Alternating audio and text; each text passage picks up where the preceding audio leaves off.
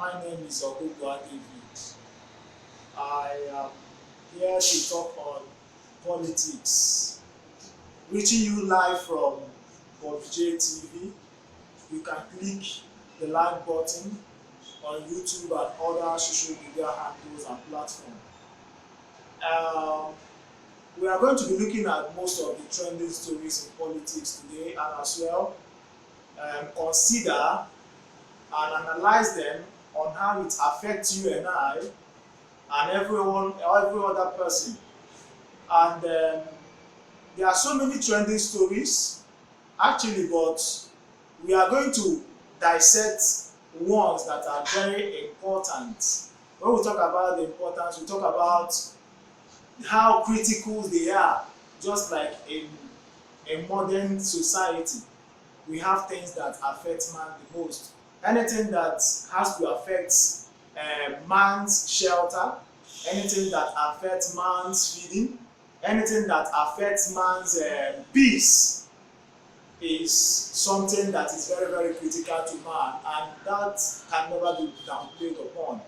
Therefore, I am going to be analyzing this evening one of the issues that are in the front burner of our political activities this today, which happens to be the insecurity that is ravaging different parts of the country, and how the government has been reactionary over them. I won't talk about some security details here because I'm not a security officer, but I am going to give my opinion as a concerned citizen of the country, Nigeria. In Kaduna, it was said that 2 priests was adopted yesterday, and this adoption is coming on the height of several adoptions that have happened in most of the states in the north, and not only in the north, in the west. Remember the Ogugua killing or the Ogugua massacre, and this came as a very sharp, troubling news and event to people living in different parts of the country, because we would not, relax or feel nonchalant because we are not in that place where it happened. But we should consider this. Number one, had it been those people that were massacred happened to be our brothers or our loved ones or our father or even our mother, how would we feel? Number two is, had it been that we were just a passerby, and unfortunately, I wouldn't say that it actually happened. I'm just trying to think think outside of the box here, and we were victim of circumstance by stray bullets, because there were so many sporadic shooting, not only inside the church where the incident happened, but in and outside of the church. How would we feel if our loved one heard the story? And number three, what will become of those who managed not to be there at that particular time? Would they be thanking God that they didn't make it to go and worship Him that day, or would they be saying they were so lucky? These are so many things and so many questions that will be coming up in the minds of everyone, more especially the reasonable man out there. Now, let's consider the issue of the adoption of the 2 Reverend Fathers, which is one of the recent stories that is happening, trending stories in the polity, because security is so sacrosanct. I have consistently maintained that though we are talking about election, we are on the eve of the election, which is going to happen 2023.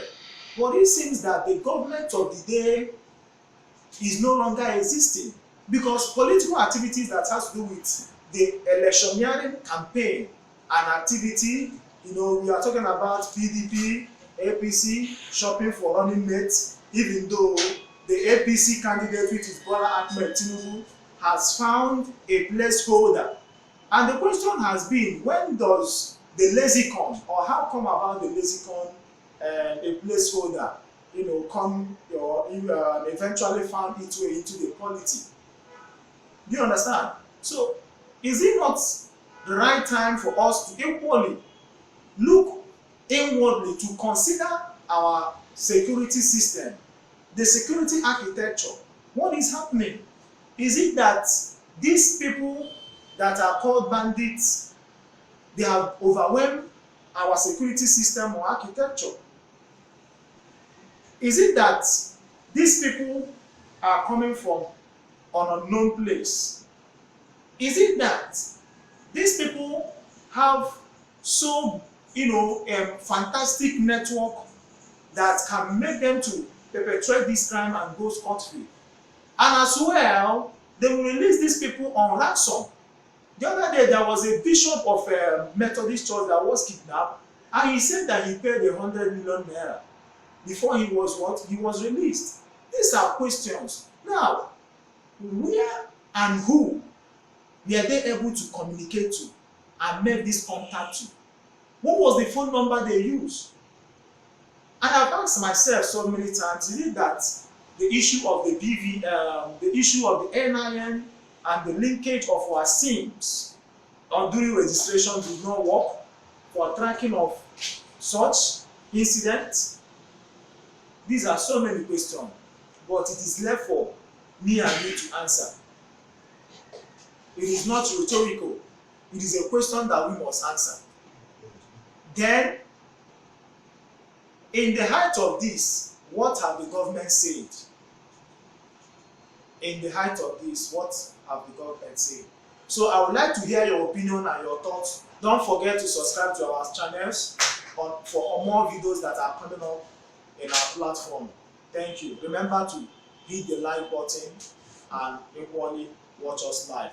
Thank you.